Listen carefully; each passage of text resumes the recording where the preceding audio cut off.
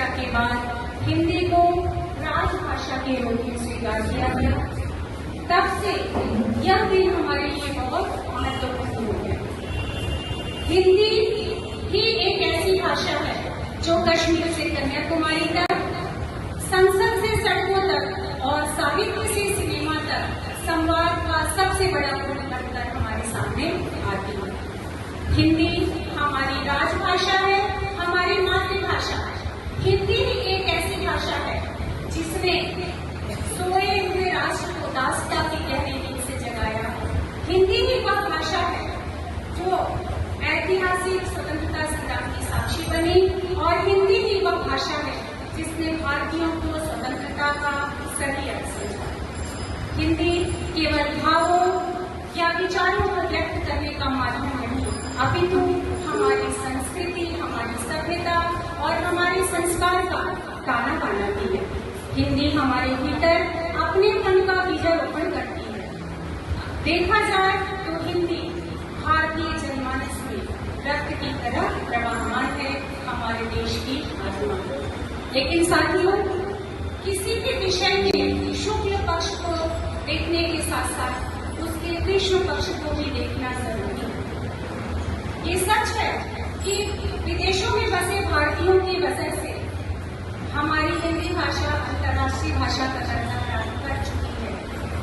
बेशक अमेरिका, रूस, Britain, Germany, Japan, Fiji, Guyana, Mauritius, Trinidad आदि देशों में बसे भारतीय हिंदी और संस्कृत बोलने में अपनी शान समझते हैं, लेकिन हमारे ही देश में हमारे ही बच्चे हिंदी बोलने में लज्जा अनुभव करते हैं। हिंदी के अंक 1, 2, 3 1979 से एकदम अनजान होते जा रहे हैं। शुद्ध हिंदी न लिख पा रहे हैं, न पढ़ पा रहे हैं। जरा सोचिए, आज अंक अपरिचित हो रहे हैं तो क्या कल हिंदी अजनबी नहीं हो सकती है क्या? बहुत चिंताजनक बात है। और यही नहीं, हम शहर के साथ साथ अगर धनाढ़ या ग्रामीण वर्ग को भी देखें तो हमारे बच्चे अब सपने भी अंग्रेजी में देखने लगे हैं, अंग्रेजी में सोचने लगे हैं, कॉपी में अंग्रेजी लिख रहे हैं और संवाद इंग्लिश में कर रहे हैं। आप लोग भी ऐसा करते हैं, संवाद इंग्लिश में कर रहे हैं। और अभिभावक भी, बच्चे तो बच्चे, अभिभावक भी खराब हिंदी पर गौरवान्वित होते हैं, लेकिन खराब अंग्रेजी में निर्वाचित होते हैं। आज हिंदी उसी दौर से गुजर रही है। हिंदी की वही दशा है जो संस्कृत की थी कभी, और अंततः देखते देखते संस्कृत जनमानस से विलुप्त हो गई और देश देखता है। बच्चों, हिंदी मीडियम का एक बहुत अर्थपूर्ण संवाद है जिसने अपनी बेटी को बड़े अंग्रेजी स्कूल में पढ़ाने के लिए आखिरी लाइन का अपने पति को डांटते हुए कहते हैं, सुनते हो, अंग्रेजी इस देश की भाषा नहीं, कल्चर। समझ रहे हो मेरी बात? और यही यथार्थ है। अंग्रेजी सीखने के लिए अलग और ना सीख पाने का लज्जा की अगर हम तुलना करें तो हिंदी बहुत पीछे छूटी है। हिंदी इसलिए पीछे नहीं छूटी कि उसका व्याकरण कमजोर था या हिंदी लिखने वाले कमजोर थे।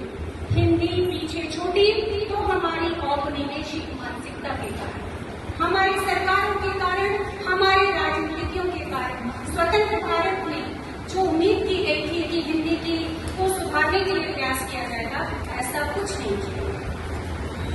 जैसा कि मैंने कहा, हिंदी भारत के मन का संगीत है, राजभाषा है, कई क्षेत्रीय भाषाओं की सही बहन है और हम सबकी मातृभाषा है। उसके बावजूद हिंदी को वो सम्मान नहीं मिला जो उसे मिलना चाहिए था। अंग्रेजी ग्लोबल है, हिंदी लोकल है, लेकिन लोकल के प्रति वोकल के भाव का अभाव है। इसी से दुखी शुद्ध होकर हिंदी के बेहतरीन गजलकार एहतराम जी ने बहुत सुंदर और सही लिखा है, अपने हम अधिकार तक पहुंची नहीं तो क्या हुआ, अपने हम अधिकार तक पहुंची नहीं तो क्या हुआ, ज्ञानियों के होठ चटपाई नहीं तो क्या हुआ। मातृभाषा, राजभाषा, राष्ट्रभाषा सब तो है। मातृभाषा, राजभाषा, राष्ट्रभाषा सब तो है, पर जरा व्यवहार में हिंदी नहीं तो क्या हुआ।